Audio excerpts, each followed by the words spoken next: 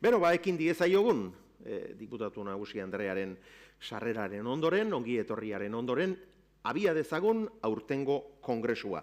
Egitaragua zein izango den, esango dizuet, labur-labur. Gure sustraiak atzo gaur eta bihar du izenburu, eta bi atal nagusitan banatuko dugu.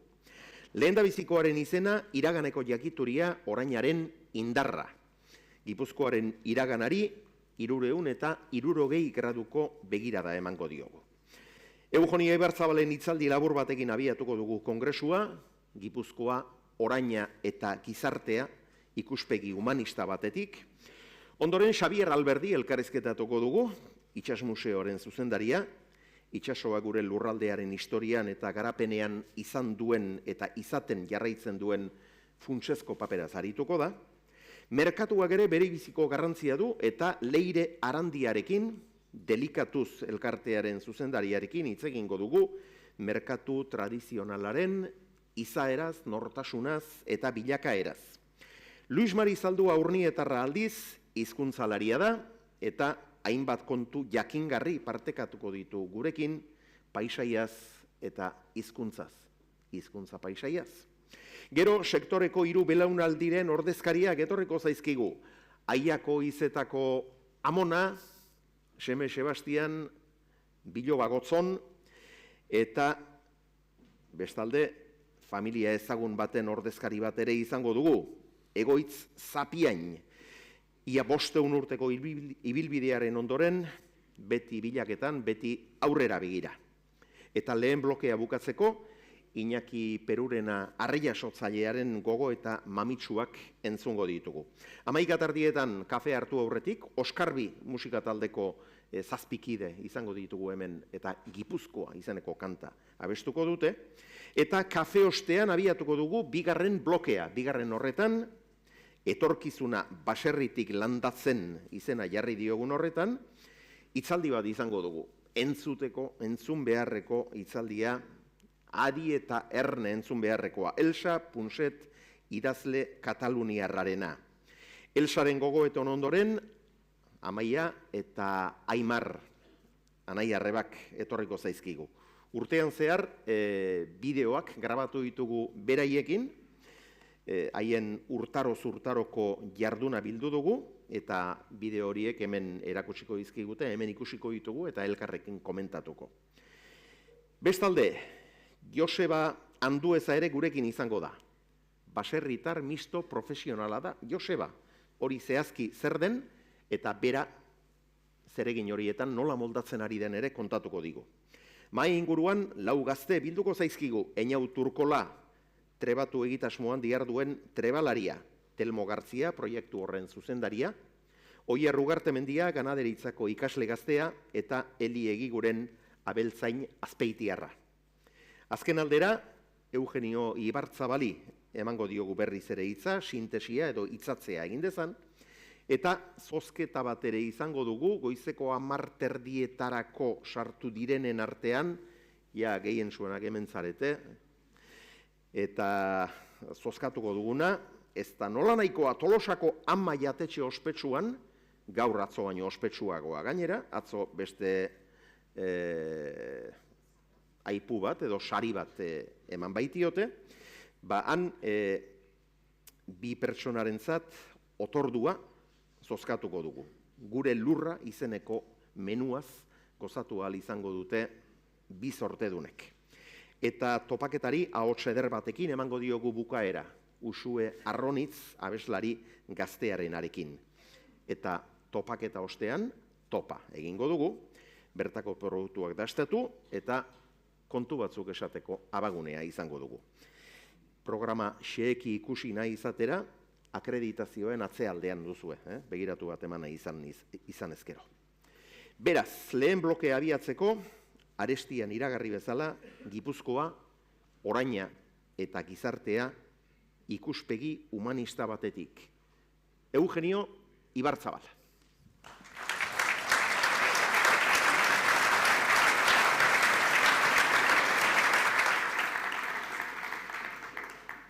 Egun ondonoi, esan ziaten oso giro atsegina sortzen dezutela eta benetan bibra batzu sentitzen ditut, haseke benetan oso gustora sentitzen naiz, mila esker imitatzeagatik.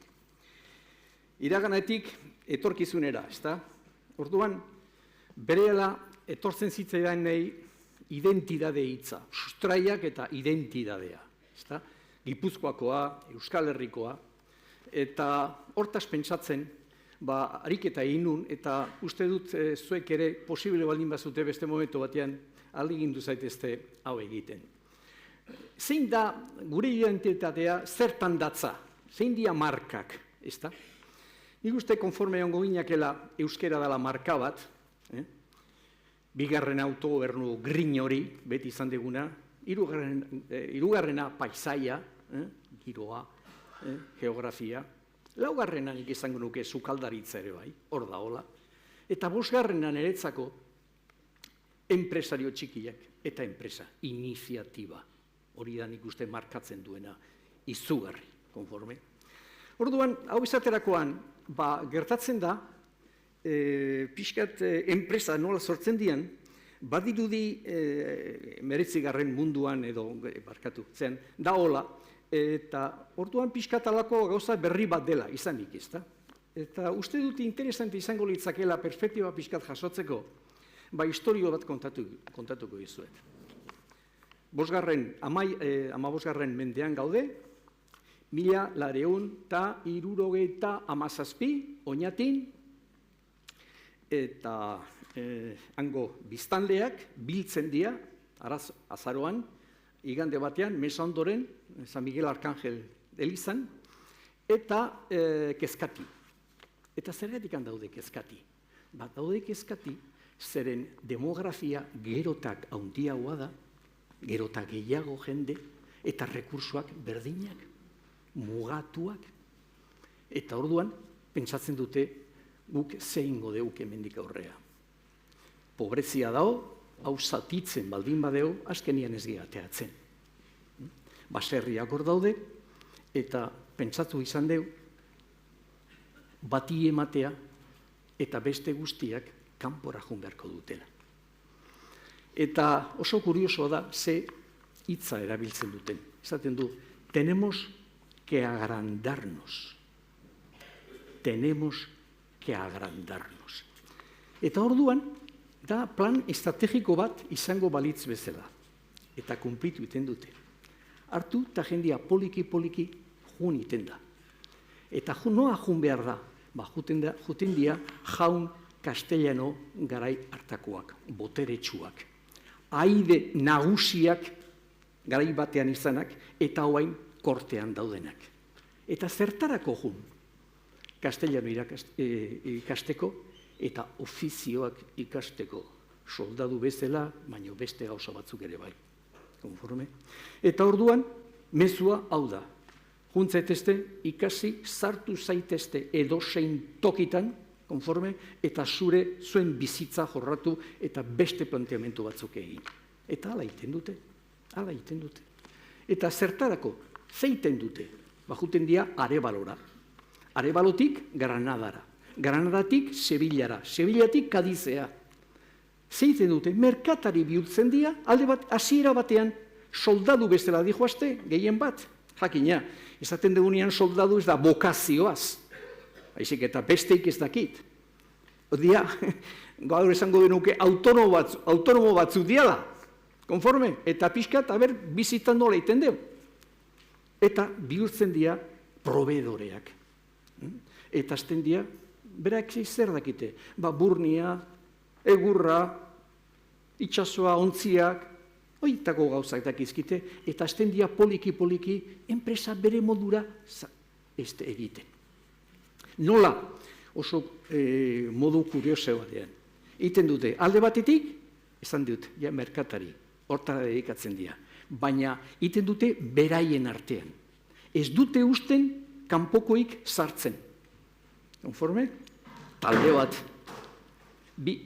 Hizkuntza, euskera, erabiltzen dute, hizkuntza sekreto bat izango balitz bezala, beraien artean hitzaiteko eta informazio bestei ez emateko.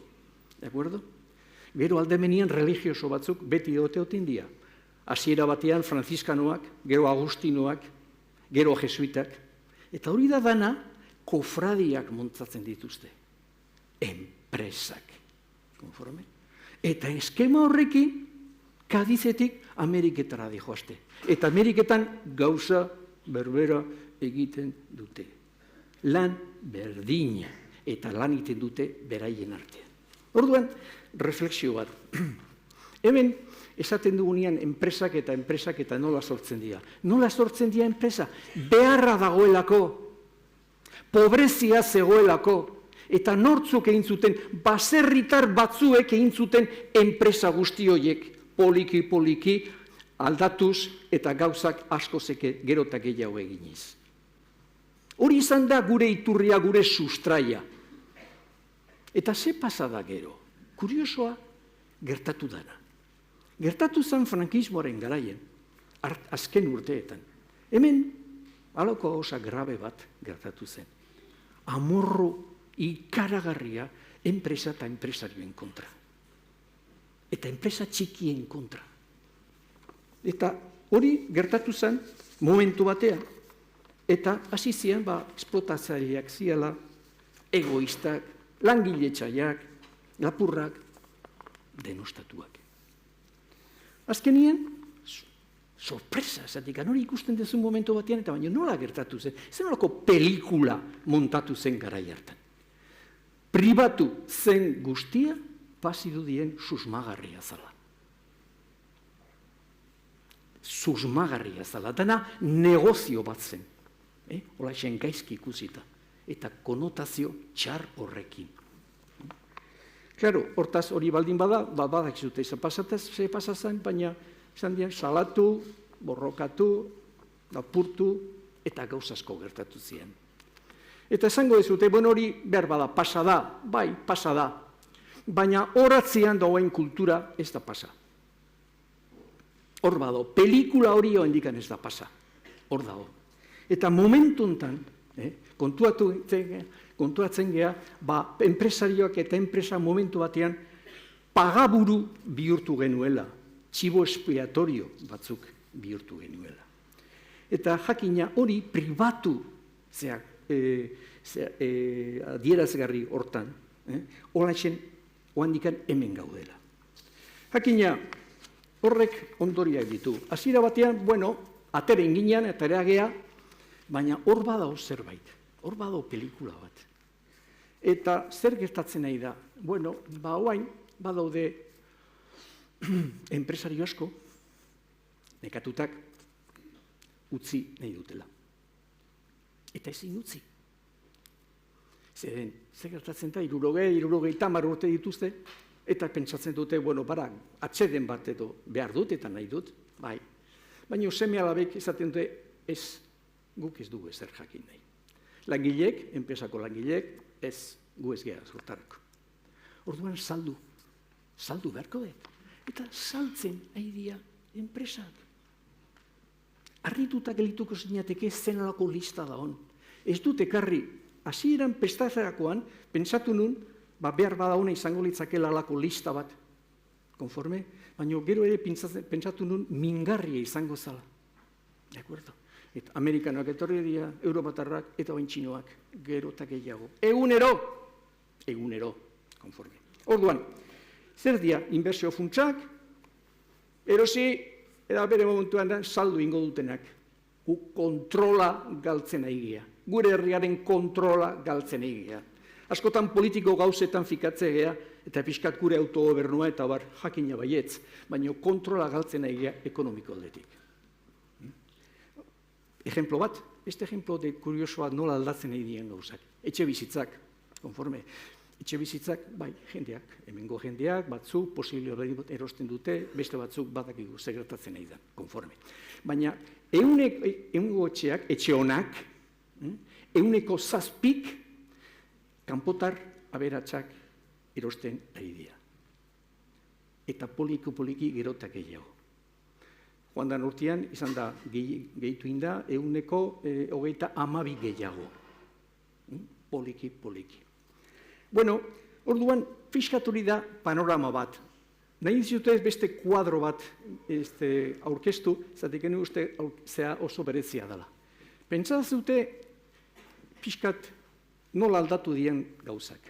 Momentu batean, eguneko PIB eta konparaketak, ezta? Gu ginen eguneko 7 hor inguruan ginen, estadu mailan, zenolako garrantzia genuen, PIB aldetik, ezta?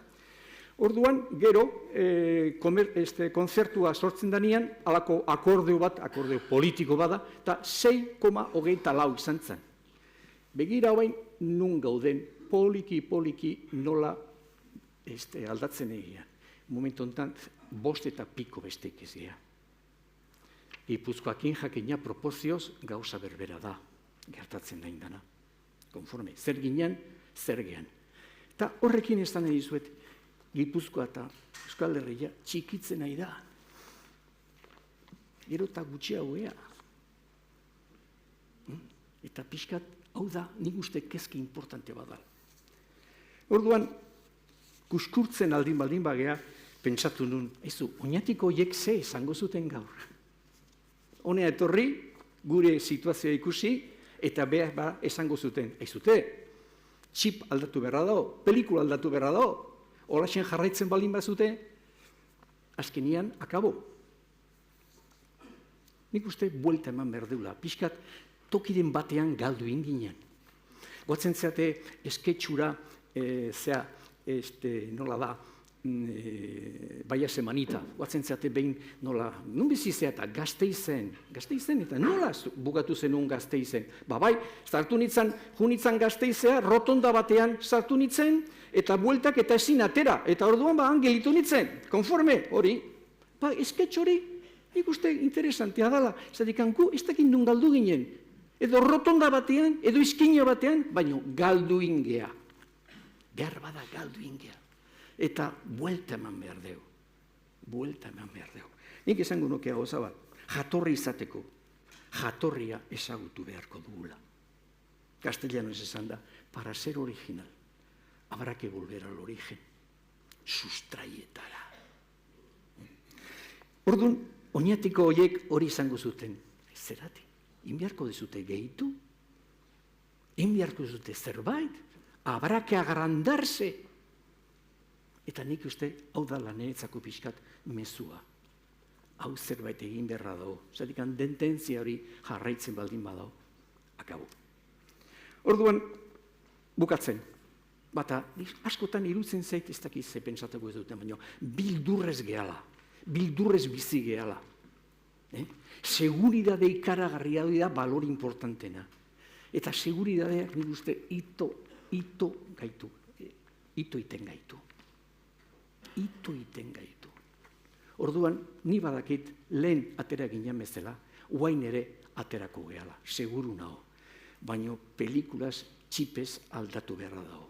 Enpresak eta enpresarioak behar ditugu, hemen aldaketarik ez dago. Diru asko dago, diru asko dago, baina personak behar ditugu. Arriskoak hartzeko, edozein mailetan. Hau zane pixkat esan nahi nuena.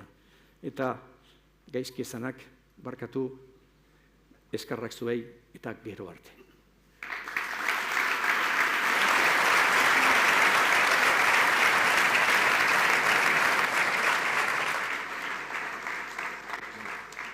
Eskerrik asko Eugenio Ibarzabal jauna. Luzaroan gogo eta egiteko moduko gauzak esan dizkiguzu, txip aldaketa aipatu duzu, eta zeuk egin duzun txip aldaketa ere benetan eskertzen dugu. Eugeniok inoiz egin duen lehenbiziko hitzaldia euskaraz hauxe izan da. Eta eskertzen dugu txip aldaketa hori. Bikain moldatu zarata.